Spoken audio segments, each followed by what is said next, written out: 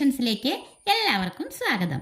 ഇന്ന് നമ്മൾ നേന്ത്രപ്പഴവും ഗോതമ്പ് പൊടിയും വച്ചിട്ട് നല്ല ടേസ്റ്റിയും ഹെൽത്തിയുമായ ഇലയടയാണ് തയ്യാറാക്കുന്നത്. അതിനായിട്ട് നമ്മളിവിടെ 2 മീഡിയം സൈസിലുള്ള പഴം എടുത്തിട്ടുണ്ട്. ഇത് ഒരെണ്ണം നമുക്ക് പുഴുങ്ങിയെടുക്കാം, ഒന്ന് നമുക്ക് അല്ലാതെ അരിഞ്ഞെടുക്കാനുള്ളതാണ്. അപ്പോൾ ഇതാ ഈ പഴം വെന്ത് വരുന്ന സമയം കൊണ്ട് നമുക്കൊരു 200 ഗ്രാം ശർക്കര ഒന്ന് മെൽറ്റാക്കിയെടുക്കാം. ശർക്കരയിലേക്ക് ഒരു 1/4 ഗ്ലാസ് വെള്ളം ഒഴിച്ച് ഒന്ന് ഉരുക്കിയെടുക്കുന്നുണ്ട്. ശർക്കര മെൽറ്റായി വരുന്ന സമയം കൊണ്ട് നമുക്ക് മാറ്റി വെച്ചിരിക്കുന്ന ആ ഒരു പഴമുണ്ടല്ലോ, അതൊന്ന് ചെറുതായി അരിഞ്ഞെടുക്കാം.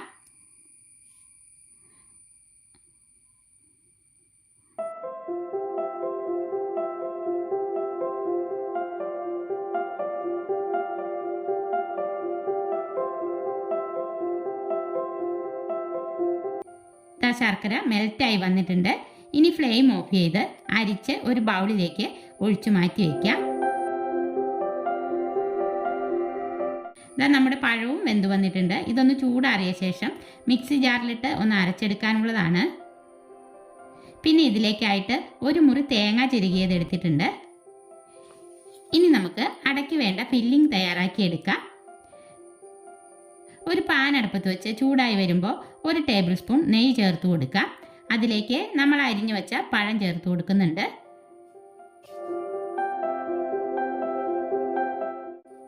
ഇതാ പഴം ഇപ്പോൾ നന്നായി വെന്ത് നല്ല സോഫ്റ്റായി വന്നിട്ടുണ്ട്. ഇനി നമുക്കിതിലേക്ക് ശർക്കര പാനി ഒഴിച്ചു കൊടുക്കാം. ശർക്കര പാനി മുഴുവനും ചേർക്കുന്നില്ല കേട്ടോ, മധുരം നോക്കിയിട്ട് ആവശ്യത്തിന് ചേർത്ത് കൊടുത്താൽ മതിയാകും.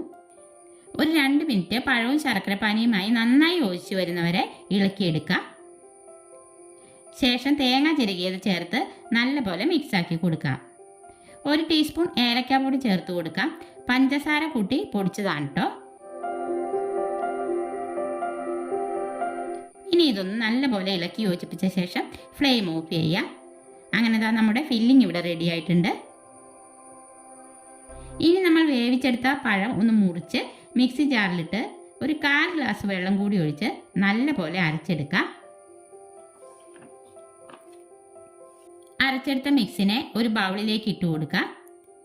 ഇനി നമുക്കിതിലേക്ക് ആദ്യം 1 കപ്പ് ഗോതമ്പ് പൊടി ചേർത്ത് കൊടുക്കാം. എന്നിട്ടൊന്ന് മിക്സ് ആക്കിയ ശേഷം ഒരു 1/4 ടീസ്പൂൺ ഉപ്പിട്ട് കൊടുക്കാം. പിന്നെ 1 കപ്പ് പൊടി കൂടി ചേർത്ത് നമ്മൾ നല്ലപോലെ മിക്സ് ആക്കി കൊടുക്കുന്നുണ്ട്. ഉപ്പ് ഇത്തിരി കുറവാണ്. 2 നുള്ളു ഉപ്പ് കൂടി ചേർത്ത ശേഷം കൈകൊണ്ട് നല്ലപോലെ കുഴച്ചെടുക്കാം.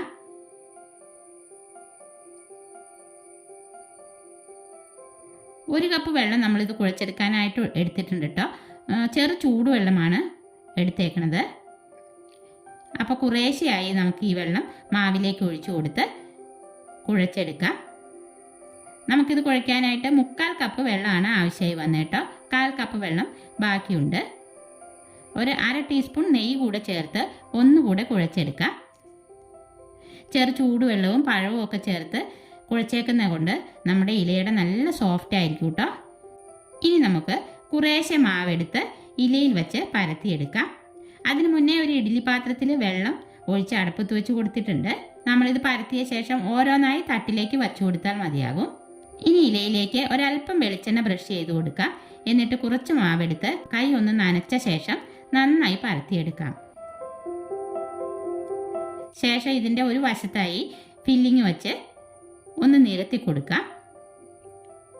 എന്നിട്ട് ഇലയെ ഇതുപോലെ മടക്കി തട്ടിലേക്ക് വെച്ചു കൊടുക്കാം. ഇലയിൽ വെളിച്ചെണ്ണ ബ്രഷ് ചെയ്തില്ലെങ്കിലും കുഴപ്പമില്ല കേട്ടോ. അല്ലാതെയും പരത്തിയ ശേഷം ഫില്ലിങ് വെച്ച് മടക്കി തട്ടിലേക്ക് വെച്ചു കൊടുക്കാം. അങ്ങനെ നമ്മൾ മുഴുവൻ അടയും പരത്തിയെടുത്തിട്ടുണ്ട്.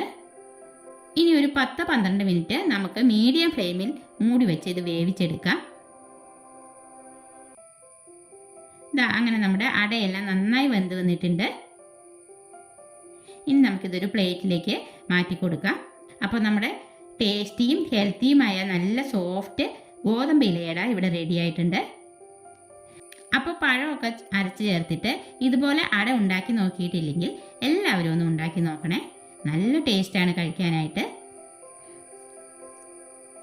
അപ്പോൾ ഇന്നത്തെ ഈ ഇലയടയുടെ വീഡിയോ എല്ലാവർക്കും ഇഷ്ടപ്പെട്ടെങ്കിൽ ലൈക്ക് ചെയ്യാനും ഷെയർ ചെയ്യാനും സബ്സ്ക്രൈബ് ചെയ്യാനും മറക്കല്ലേ. അടുത്ത വീഡിയോയിൽ നമുക്ക് വീണ്ടും കാണാം.